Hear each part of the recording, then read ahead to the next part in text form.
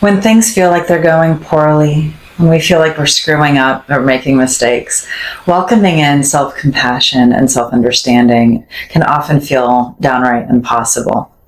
And yet it's critical for creating the space our brain needs to transition from guilt, shame, all that good amygdala-driven stuff, to a state of self-thought and present moment engagement. So one of the exercises that we use with our patients is a thoughts and belief challenging worksheet. And I'd like to invite you to take a moment and grab a pen and a paper. If you don't have one immediately available, just push pause and go get one, and we'll be here when you get back. And now find a time when a mistake was made and you got really down on yourself, downright started calling yourself some names. We've all been there. I know I have been. Some of those classic words, gosh, I'm just so stupid. I always screw things up. Ugh, I can't believe I did it again. What's wrong with me? I'll never learn. Any of those sound familiar? Those are certainly old tapes that have run through my mind a time or two. So once you've found an experience where you kicked yourself a little bit for a mistake that was made, write down some of those thoughts at the top of your paper. Now, write down this question. Why might my amygdala be saying these things to me to keep me safe? Now, that's an important question to look at, because when we're criticizing ourselves, it is because our brain is trying to keep us safe. It wants us to be okay. And what can frequently happen in the face of a mistake is our brain will start pulling up all these past experiences where we've been hurt, where we've let ourselves down, where something has happened that our brain said, I need to remember this and create a way to stay safe within it should it happen again. And that's where these painful thoughts and feelings come from. It's simply our system saying, hey, I love you, stay alive. But it doesn't feel that way in the moment, does it?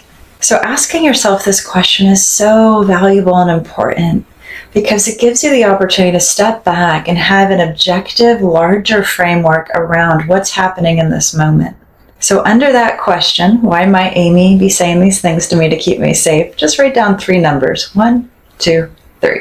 And that is where you can fill in 3 different hypotheses that you know about you around why Amy might be saying these things to you in order to keep you safe.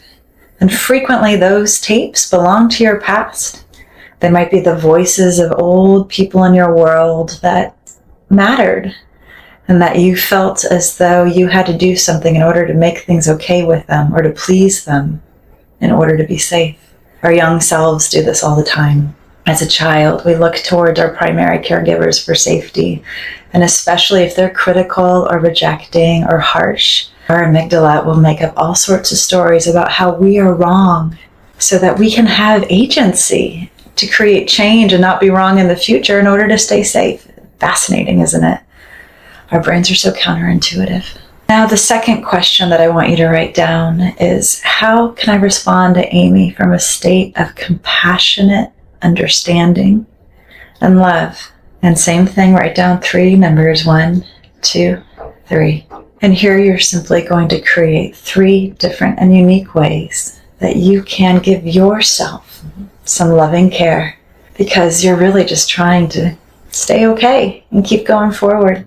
It may not be working for you right now, but the more we beat ourselves up, the more we just cause pain and get in our own way.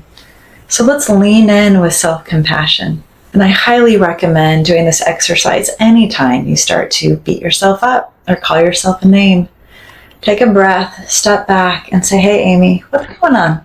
Connect with yourself. And then identify ways that you can choose to proactively be loving and kind to yourself.